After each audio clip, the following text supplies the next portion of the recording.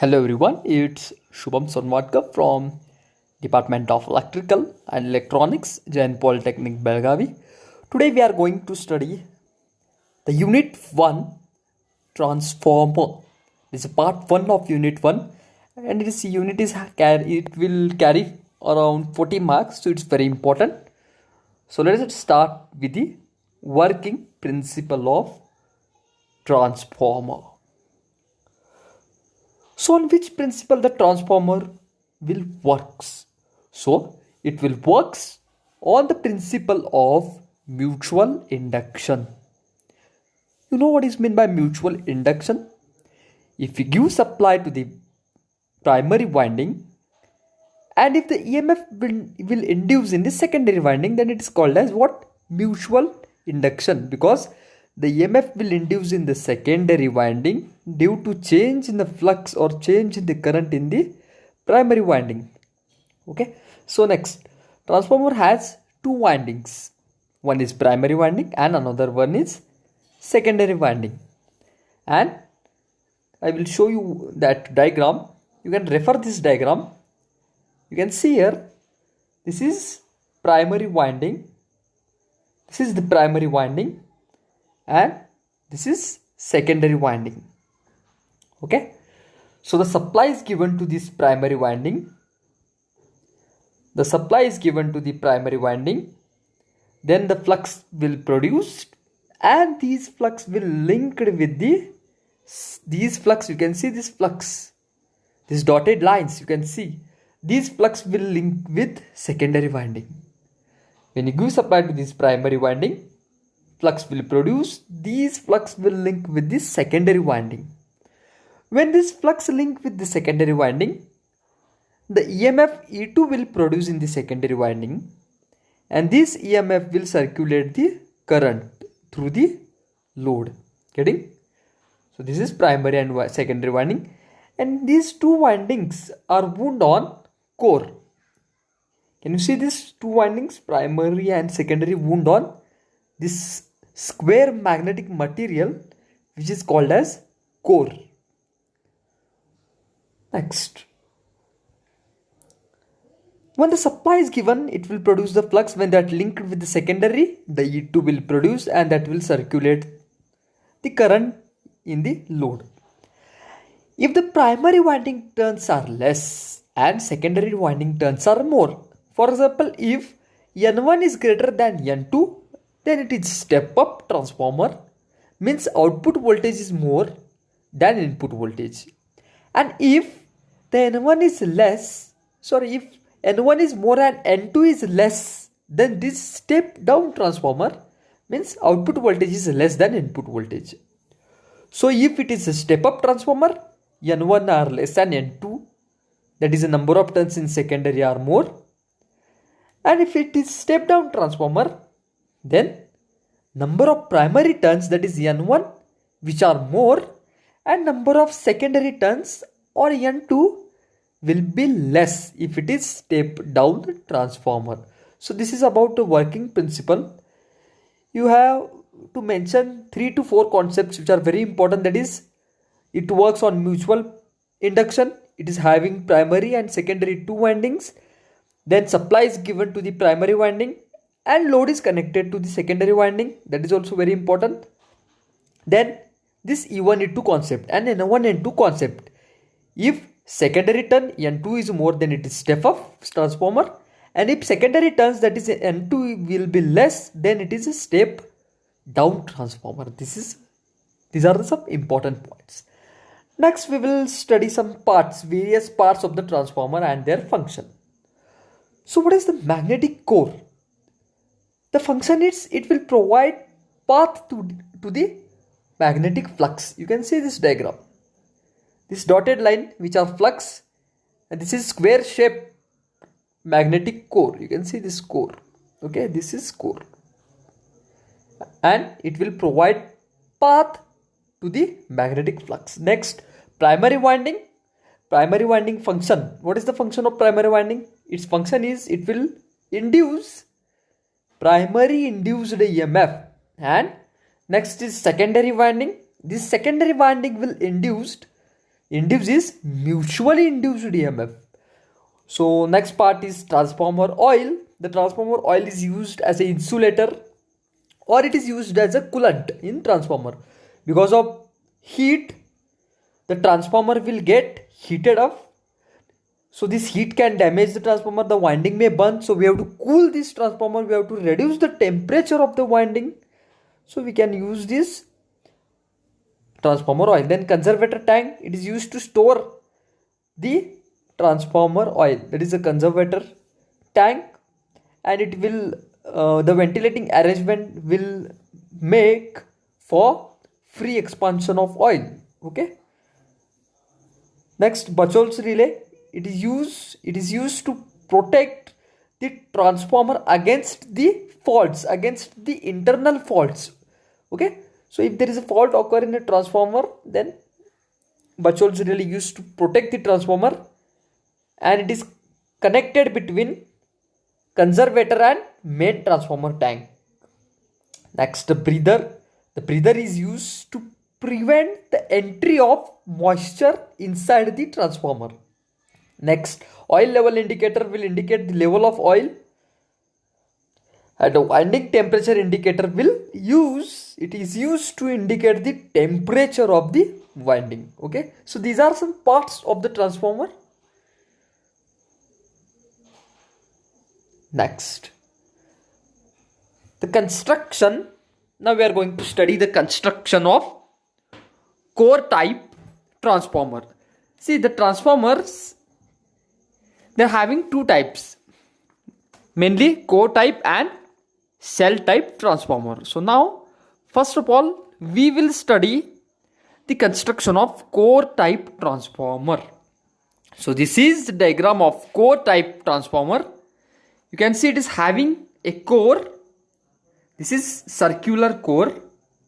Okay. This is core. On this core, the primary and secondary windings have wound on the core. You can see this. Okay.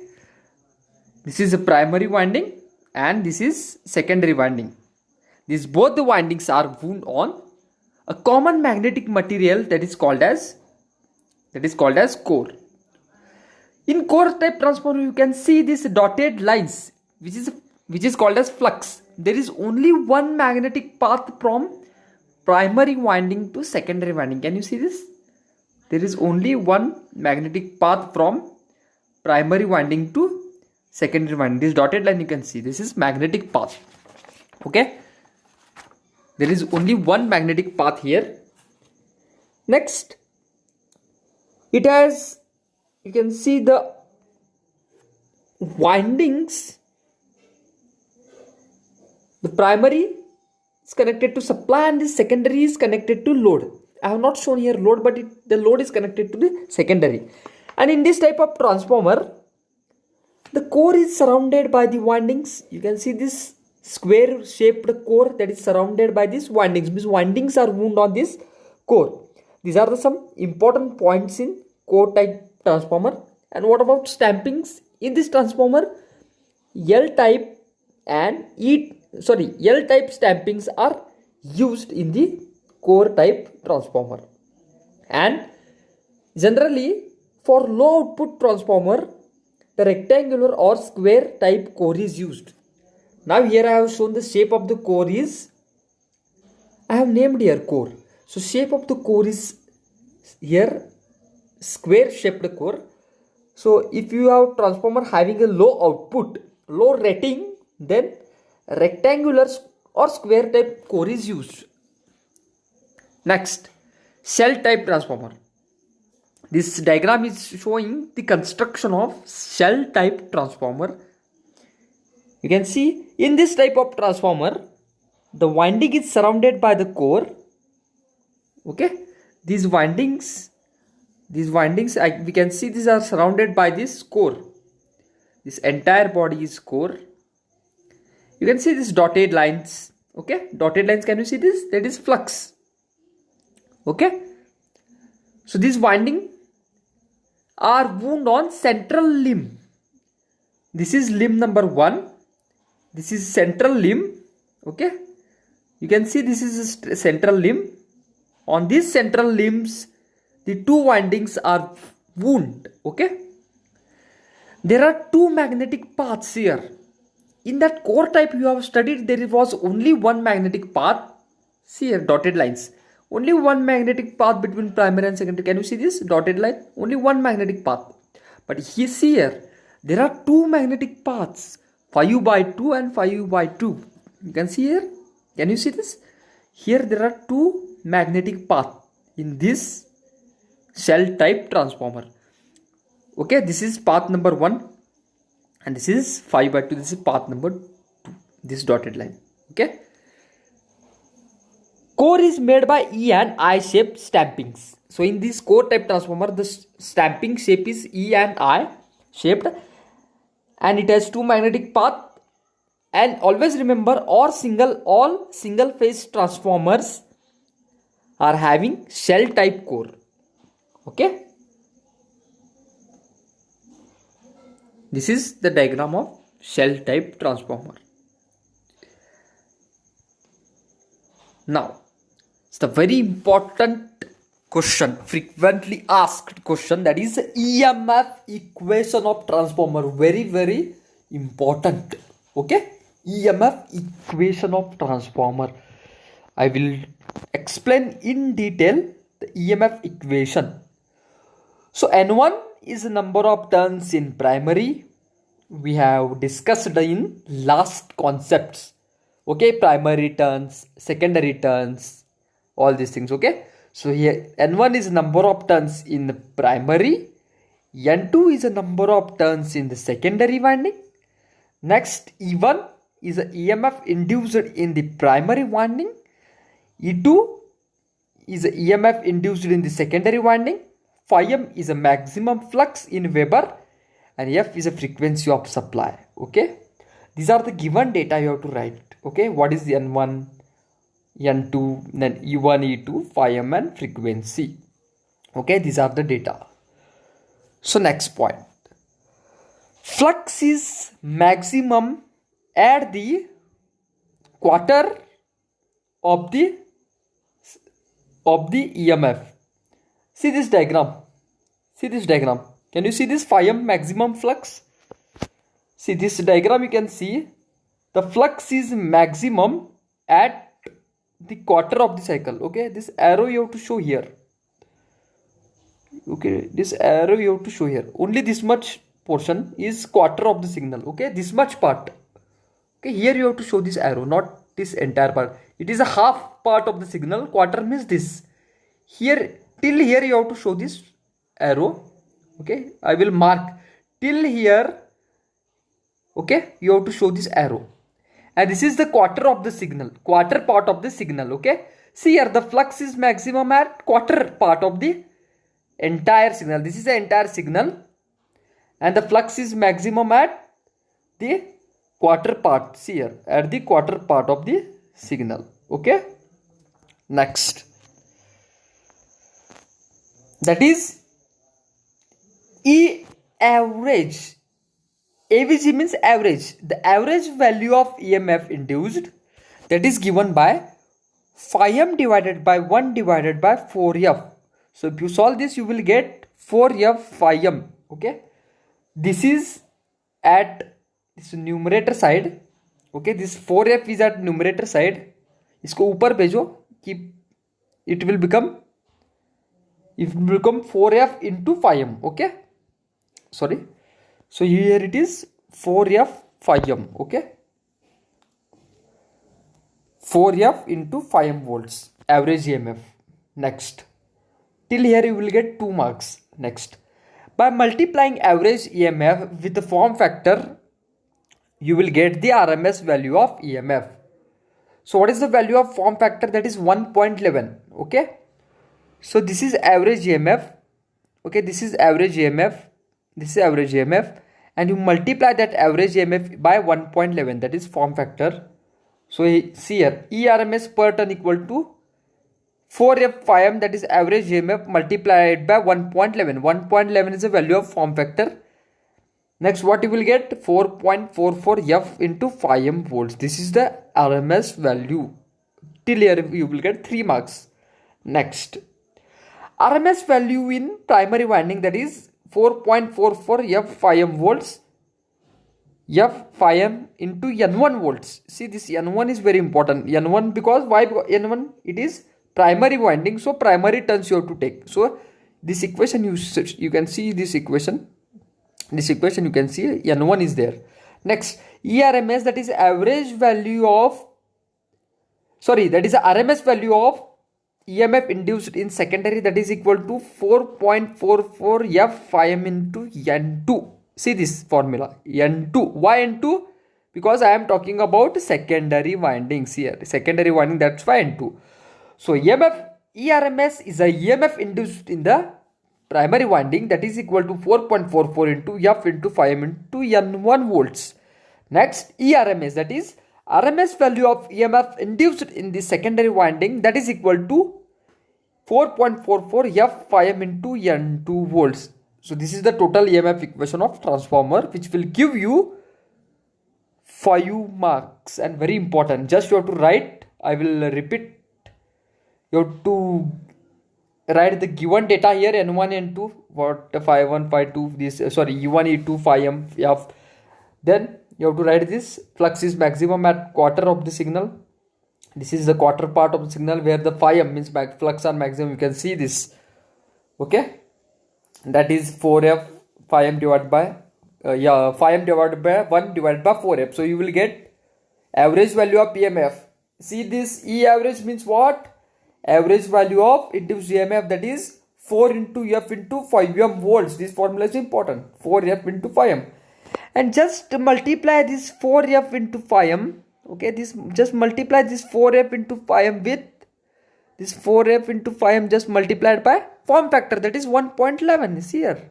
Just I have multiplied this 4F 5.1 by 1.11. You will get 4.44 F5 volt, that is RMS value of voltage.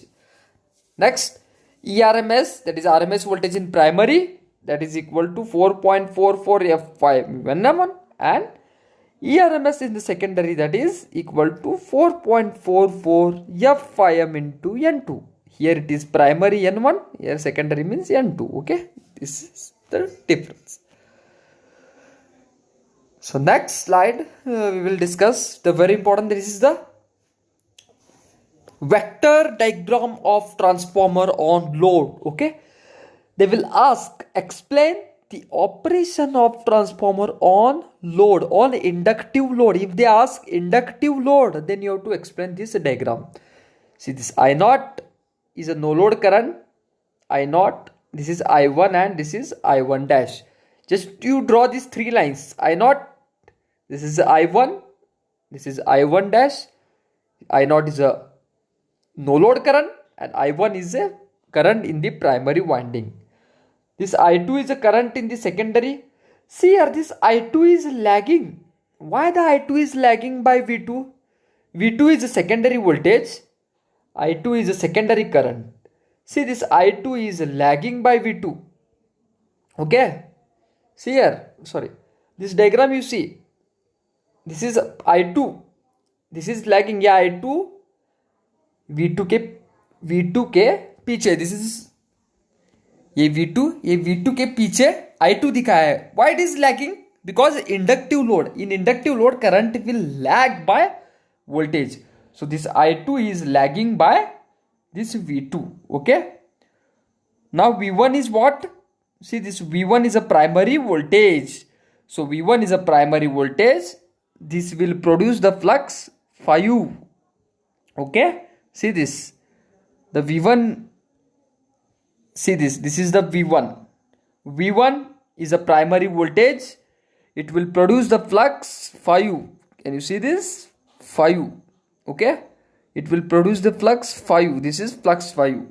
I0 is a no load current. This I0 is a no load current. I1 is a primary current. Now, the I2 will lag behind V2 by angle phi 2. This, see this angle phi 2. This is phi 2. This angle you can see, this angle is phi 2. Okay, I2 is lagging by V2 by angle phi 2. Then I0 is, see, this is I0 and this is angle phi 0. This you can see, this phi 0, this angle. Okay, this is phi 0. So V1 is applied voltage which will produce the flux phi. I0 is a no load current, and this I1 is a primary current. Okay, I2 is lagging by V2. This is the vector diagram if the load is inductive. Very important. Okay, if the load is inductive, then only you have to draw this diagram. What happens sometimes they ask in exam, explain the operation of transformer on load with a resistive load. That time you have to show I2 here in phase with V2. Okay, here you have to show with in phase with V2. यहाँ पे arrow करना पड़ेगा. ये जो V2 है ना, इसके ऊपर आपको एरो निकालना पड़ेगा. ऐसे एरो निकालना पड़ेगा और यहाँ पे I2 लिखना पड़ेगा. Why I2 is lagging? This is the phasor. This is the vector diagram of transformer on inductive load. If the load is resistive, यहाँ पे I2 यहाँ नहीं दिखा सकते. Okay, if the load is resistive, I2 you have to show in phase with V2. मतलब see here, मैं point कर रहा हूँ यहाँ पे I2 दिखाने का, यहाँ पे I2 दिखाने का. अगर लोड resistive पूछे तो, if they ask the load, explain the operation of transformer on resistive load, you have to draw this I2, you have to mark here, getting like this. If they ask inductive load, then this diagram is fine. You have to draw here. I2 is here only. Okay. Next, phi naught, and this is phi naught. Okay. Phi naught is angle by which I naught is lagging. Yeah, I naught, see this I naught is lagging. This I naught is lagging by V1. Okay. By the angle that is phi naught. Okay. This I naught is lagging by voltage V1 by angle phi naught. Getting, this is about the vector diagram of transformer on load. Next, we will study the OC and SC test. It is very important and frequently asked question on transformer. So explain, they will ask, explain the open circuit test and short circuit test conducted on transformer. So this is the diagram which is indicating open circuit test. Can you see this? The secondary winding is open circuited. See this here. Secondary winding, that is HV means high voltage, LV means low voltage winding. Remember, LV means low voltage, HV means high voltage winding. So see here in this diagram, the high voltage winding, that is HV winding, it has open circuited. Okay.